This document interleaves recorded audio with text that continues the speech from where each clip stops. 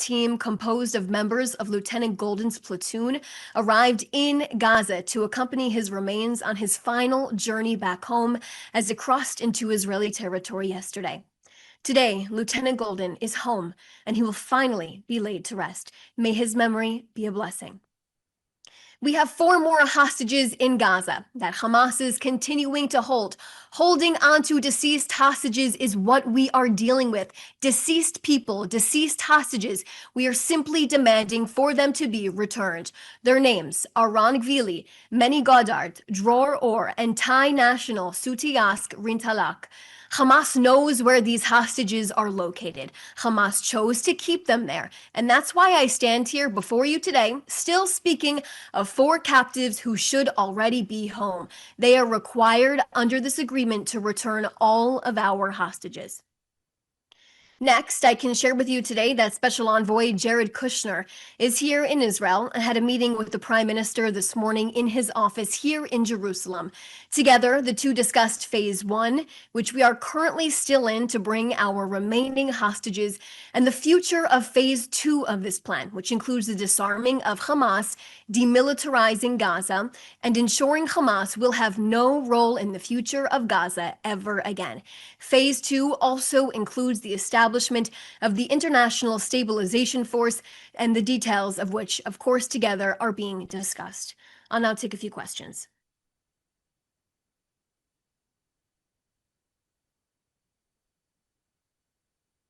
Okay, first question from Steve Shear from Reuters. How much pressure is Israel under to allow the safe passage of the 200 Hamas fighters in Gaza? Under what scenario will Israel allow them to go free? Specifically, of course, thanks for your question on this, Steve. Right now, they are actually not fighters. They are terrorists in that tunnel, and Turkish propaganda cannot change the fact that they are terrorists. Terrorists who are with Hamas. Even Hamas admits its tunnels are for its terrorists and not for its people. But regarding that, I don't have much information to share with you. I would also just like to, of course, talk about any decision that is made. It's made in partnership, in full collaboration with President Trump and his team. Of course, these meetings are ongoing. We are working together with the Trump administration under this plan every step of the way. Or Shaked from Israel Hayom. President Trump is expected to meet with Syrian President later today at the White House. Is a security agreement between Israel and Syria expected to be signed in this context? I don't have knowledge of that, nothing to share with you on that right now. But of course, when it comes to Syria, our eyes are wide open about the past of this Syrian president. But like I said, not much to share with you on that. But I would love, of course, to reiterate that Israel supports the Druze community, and we have supported those communities during the horrific massacres the Druze endured in Sweda inside of Syria, and Israel will continue to support our brothers of the Druze community as time goes on.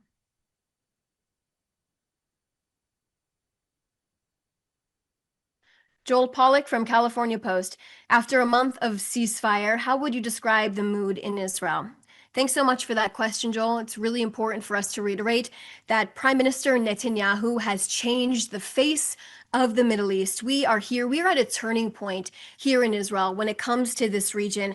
We are in a much, much stronger position. We have nearly cut the axis of Iran and all of its terror proxies. We have diminished the nuclear program significantly in Iran, of course, with the help from President Trump.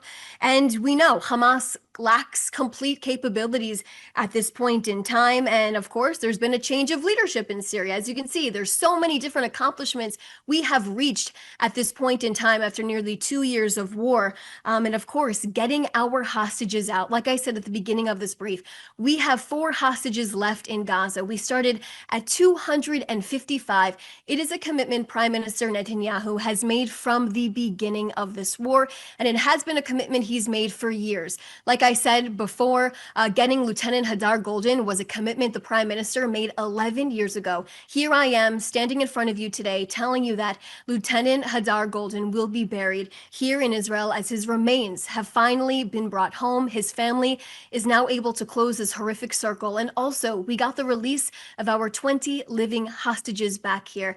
Remember, people doubted the prime minister at the beginning of the war that he couldn't even bring home one hostage. Here I am today, 255 hostages from the Gaza Strip are now back.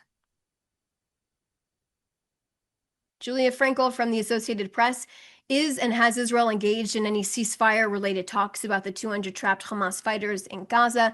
Did the topic come up in the Prime Minister's meeting with Kushner today? I've answered that question already. Hi from TV2 in Norway. I hope you have a comment on the following. The Norwegian Prime Minister is facing criticism for participating in the Kristallnacht commemoration organized by the Anti-Racist Center rather than one hosted by the Jewish community itself. I'm reading your comments on the background. Let's get something very clear. Norway was the first country to reward Hamas with a Palestinian state. The Prime Minister has consistently said that rewarding anyone with a Palestinian state is a reward for terrorism. I'd also like to point you to the statement the Foreign Ministry put out specifically about this. I'll read part of it. The Norwegian Prime Minister is setting new records of moral depravity, anti-Israel hostility, and anti-Semitism. He chose to participate in a ceremony that turned a horrific episode of the murder and persecution of Jews, the anniversary of Kristallnacht, the night of broken glass, into a weapon against the Jewish state, Israelis, and Jews. Point you back to that statement for more information. Question 2, according to Rabbi Michael Cohen, the Jewish community in Norway states that many of its members are afraid to attend the Anti-Racist Center event. I don't have specific knowledge on that, but like I said, point you back to our foreign ministry's statement regarding this, where you will be able to find more details.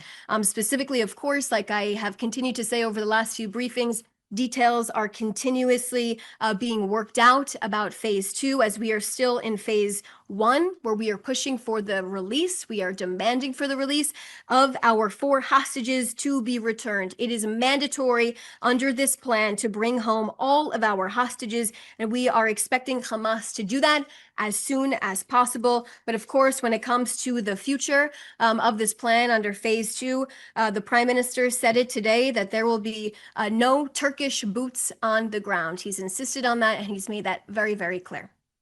Those are all the questions that I see right now. Of course, you can reach out to the Prime Minister's office with any question you have. We'll make sure to try to answer it. Thanks so much for joining us today.